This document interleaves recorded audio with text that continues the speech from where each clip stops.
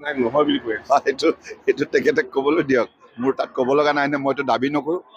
ৰাইজে দিয়া সদৌ অসম ছাত্ৰ সন্থাই মৰমতে হয়নে এই উপাধি দিছিল, হয়নে? গতিকে ইয়াত আৰু মোৰ ক'বলগীয়া নাই। মই অসমৰ ৰাইজৰ কাৰণে কাম কৰিবলৈ আহিছোঁ। জাতীয় নায়কটো মই তেতিয়াই কৈছোঁ, আপোনালোকৰ মনত আছে যেতিয়া মোক জাতীয় নায়কৰ উপাধি দিছিল, মই তেতিয়া কৈছিলোঁ মই জাতীয় নায়ক নহয়, মই এজন আবেদনকাৰী আছিলোঁ সুপ্ৰিম কোৰ্টৰ। জাতীয় নায়ক সেইসকল যিসকল মহান বীৰ বীৰংগনাই জীৱনৰ সৰ্বোচ্চ ত্যাগ কৰিছে, সেইসকলে জাতীয় নায়ক, হয়নে? সেই বিবৃতি মোৰ এতিয়াও আছে কাকতৰ পাতত, নহয়নে? এই মুহূৰ্ততে কৈছিলোঁ মই, ঠিক আছে। আৰু মই আজিৰ তাৰিখত যদি কিছু কাম কৰাৰ ক্ষেত্ৰত সফলতা অৰ্জন কৰিছোঁ, অসমৰ প্ৰতিগৰাকী ব্যক্তিৰ মৰম চেনেহ আশীৰ্বাদ আছে। আৰু অসমীয়া ৰাইজে মোক আজি এই পৰিচয় দিছে, জনপ্ৰতিনিধি পৰিচয়টো।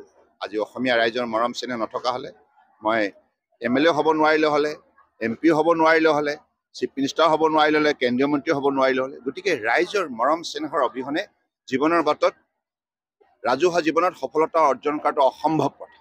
ৰাইজৰ প্ৰতি সদায় মই শ্ৰদ্ধাশীল হৈ আছোঁ। দুলীয়াজান সমষ্টিৰ ৰাইজৰ মই আন্তৰিকতাৰে শ্ৰদ্ধা নিবেদন কৰিছোঁ।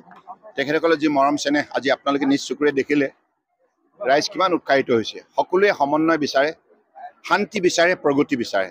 গতিকে সেই যাত্ৰাত সকলো অংশীদাৰ হ'ব বিচাৰে। গতিকে মই আজি সেইখিনিয়ে ইয়াত বিশেষভাৱে উপলব্ধি কৰিলোঁ।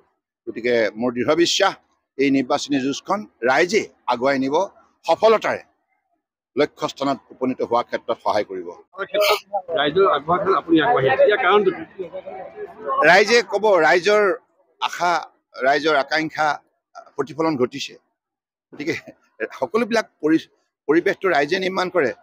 গণতন্ত্ৰ ৰাইজে হৈছে সৰ্বোচ্চ শক্তি, হয়নে? আৰু গতিকে ৰাইজে যি নিৰ্ণয় কৰিব সেই নিৰ্ণয় চূড়ান্ত নিৰ্ণয়। দাবী নকৰোঁ। ৰাইজে দিয়া সদৌ অসম ছাত্ৰ সন্থাই মৰমতে হয়নে এই উপাধি দিছিল, হয়নে? গতিকে ইয়াত আৰু মোৰ ক'বলগীয়া নাই। মই অসমৰ ৰাইজৰ কাৰণে কাম কৰিবলৈ আহিছোঁ। জাতীয় নায়কটো মই তেতিয়াই কৈছোঁ, আপোনালোকৰ মনত আছে যেতিয়া মোক জাতীয় নায়কৰ উপাধি দিছিল, মই তেতিয়া কৈছিলোঁ মই জাতীয় নায়ক নহয়, মই এজন আবেদনকাৰী আছিলোঁ সুপ্ৰিম কোৰ্টৰ। জাতীয় নায়ক সেইসকল যিসকল মহান বীৰ বীৰংগনাই জীৱনৰ সৰ্বোচ্চ ত্যাগ কৰিছে, সেইসকলে জাতীয় নায়ক, হয়নে? এই বিবৃতি মোৰ এতিয়াও আছে কাকতৰ পাতত, নহয়নে? এই মুহূৰ্ততে কৈছিলোঁ মই, ঠিক আছে। আৰু মই আজিৰ তাৰিখত যদি কিছু কাম কৰাৰ ক্ষেত্ৰত সফলতা অৰ্জন কৰিছোঁ, অসমৰ প্ৰতিগৰাকী ব্যক্তিৰ মৰম চেনেহ আশীৰ্বাদ আছে।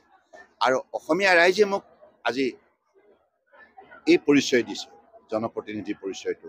আজি অসমীয়া ৰাইজৰ মৰম চেনেহ নথকা হ'লে মই MLA হ'ব নোৱাৰিলে হ'লে, MP হ'ব নোৱাৰিলে হ'লে, চিফ মিনিষ্টাৰ হ'ব নোৱাৰিলে হ'লে, কেন্দ্ৰীয় মন্ত্ৰী হ'ব নোৱাৰিলে হ'লে। গতিকে ৰাইজৰ মৰম চেনেহৰ অবিহনে জীৱনৰ বাটত ৰাজহুৱা জীৱনত সফলতা অৰ্জন কৰাটো অসম্ভৱ কথা। ৰাইজৰ প্ৰতি সদায় মই শ্ৰদ্ধাশীল হৈ আছোঁ।